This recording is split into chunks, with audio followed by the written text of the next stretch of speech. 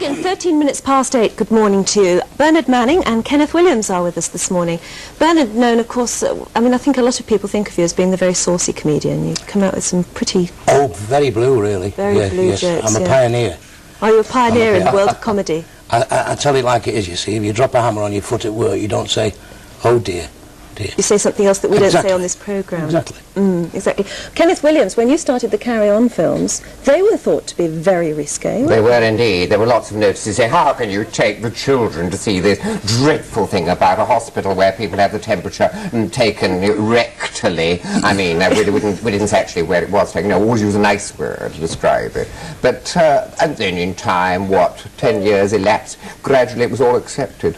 It's amazing now because Carry On films are shown at in children's hours on television, aren't they? Perfectly acceptable. That's right, yes. But I was going to say to Bernard, because he talked earlier on about the northern comics, and the one I adored was Jimmy James. Do you remember him? Oh, yes. As a matter of fact, he was the man that set me off in this business. He's wonderful. How did he set you off in this business? Well, I was working in a Catholic club, Barnes Green Catholic Club, which is just 5 minutes from where I live. And Jimmy James was in with Eli Woods, and he was a racing man, Jimmy James, you know, did all his money in the races. And he heard me work at this Catholic club, and when I wasn't a comic then, I was a singer. And he got me an audition with Oscar Rabin at the Midland Hotel in Manchester. And I signed a 12-month contract with Oscar Rabin through Jimmy James. All right. How are Eli and all that? He was very funny. He was marvellous. And those lines like, he said, don't take too much notice of him. It was the result of this Indian conjurer staying in digs where she had the notice up 15 bob a night with use of cruet. And you were left, weren't you, wondering exactly what quite it meant. You know? So, Bernard, there are some comics you admire, because there are an awful lot of comics you knock, aren't there? Well, most of the comics I admire are the old comics like Max Miller. You know, he was fantastic. Rob Wilton? Rob Wilton, absolutely. What do you think of Kenneth, then?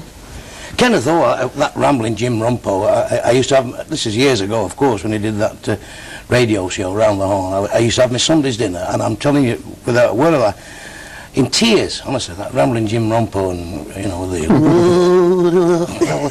Yes, he had lovely preambles, like, well, I was talking to a wayside traveller, and over a rough meal of hedgehog pâté, washed down with some very nice paraffin rosé, we came up with this lugubrious lyric, which runs as follows, and then they sang this rubbish about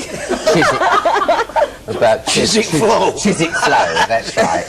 Yes, Joey was a young cord wangler. Munging Greebles did he go, and he loved a bogler's daughter by the name of Chiswick Flow. It was all that sort of... There was a gentleman who couldn't pronounce his S's properly, I remember him. That was, yes, across a crowded room. What was that? Some enchanted evening, you would see a stranger. It was marvellous. Well, today it's not like that, you see. You've got to tell a quick, sharp gag. It's like the Jewish fella's on his deathbed, and his wife says, he says to his wife, are you there, Becky? She says, I'm here, Amy.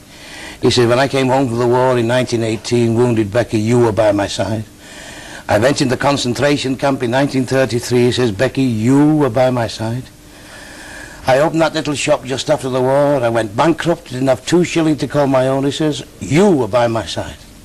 I'm dying now, and you're still by my side. Becky, he says, you're a jinx.